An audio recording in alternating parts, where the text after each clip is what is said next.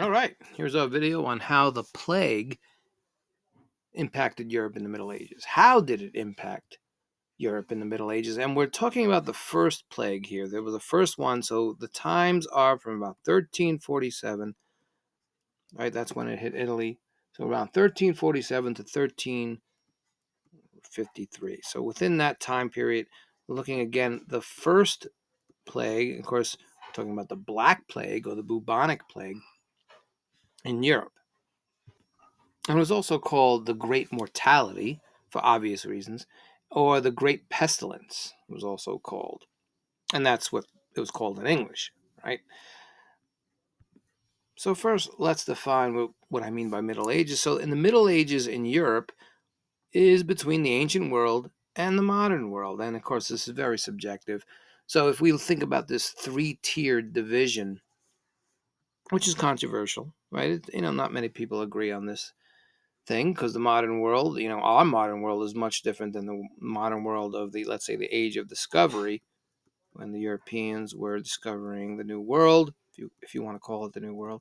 So we're looking at the times between 500 AD or CE, whatever you want to use, and 1500 when we have the age of discovery happening.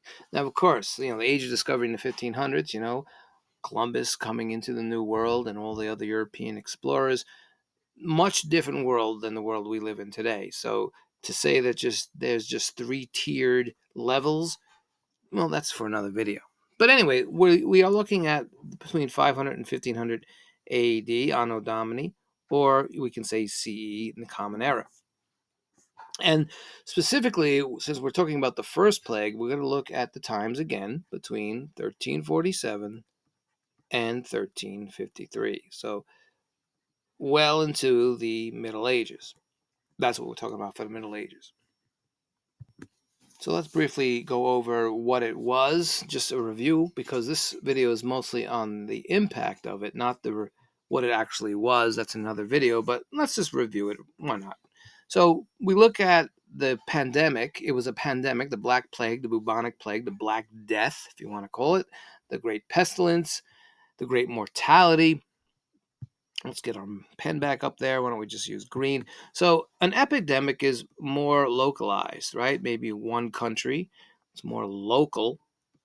Whereas a pandemic is more worldwide, like the COVID, right? COVID-19 is a pandemic. It's a worldwide pandemic that we're still in.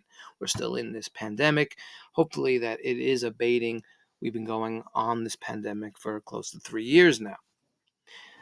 So that's what the bubonic plague was. Let's clear this out. And we're looking at, it was the worst pandemic in human history. So worldwide, we're looking at, and these are estimates. What's an estimate? These are estimates of the deaths. 200 million deaths we're looking at here. 200 million deaths worldwide. In Europe, though, 25 million. Still, incredible amount of people that died. So it was the worst pandemic in human history. And you could imagine right then and there what was the impact it had on Europe. The deaths. Imagine all the families that were affected, the generations that were affected because of these deaths. So we're only concentrating on Europe here. So we have it came from China. So just like COVID, right? So it came from China. The Black Plague came from China. It traveled through the Silk Road, right? The trade routes, Silk Road, and it made its way from the Black Sea all the way to Messina in Sicily. So it made its way to Sicily first. And it landed in Messina and Sicily, and they have the dates here, October of 1347. So that's when it hit Sicily, and it would move from there, would go up into Europe. It would hit France by November. November, it's in France. There we go, right there. Then it's making its way to the rest of Europe, Spain. It's in England by 1348. By 1348, it's England, and then the rest of Europe. All right, let's clear that out. So, and what was the Black Plague? What was the bubonic plague? Well, there are a lot of debates on if it was actually two plagues. In fact, actually, if there was two causes. But the one cause that everyone is familiar with is it was a flea. It was fleas and rats, right? The fleas on the rats. So that was the uh, indirect cause, but the direct cause would have been bacteria. So a specific bacteria that was infecting the fleas that infected the rats that infected humans. Basically, that's what it was. So this video, we're really looking at the impact on it, and obviously, with 25 million people dead, I mean, it's pretty obvious what the impact was. So the first thing we'll look at is there was a labor shortage because of all the deaths. So this was in the heart of feudalism, where the serfs, I'll put the serfs up here, the serfs or the peasants, if you want to call them, they were working for the the lords of the manor, the lords of the manor. But because of this labor shortage, and here's the big one, the serfs now, these peasants, had greater control of their lives because now they were in demand because of this labor shortage. A serf could leave the manor. They can leave the manor because of the demand for their wages, demand for their labor. So that gave the serfs a little more independence, I would say. So more independence, more opportunities for the serfs or the poor, the peasants. So in a way, it was a good thing for the serfs. It was a bad thing for the lords of the manor, for the rich, those 10%, those 10% of the population who were beyond wealthy. Because of the labor shortage, their wealth plummeted. All right, the next topic here is the prices. The prices soared. We have a labor shortage. We have more independence and opportunities for the serfs. We have the rich losing money. We have all this death. And we have this inflation. And this inflation, and some experts, historians think that the inflation, these prices, it went to Europe didn't recover for 80 to 150 years. So that's a major impact on Europe right there. Right, the next one I stated before, and obvious reasons, with 25 million people dying, families were devastated. If we think of the history in our own nation, what happened in the Civil War, of the generations that were devastated and how long it took for the people to recover from that, just imagine what happened in Europe during the Black Plague. Families were devastated.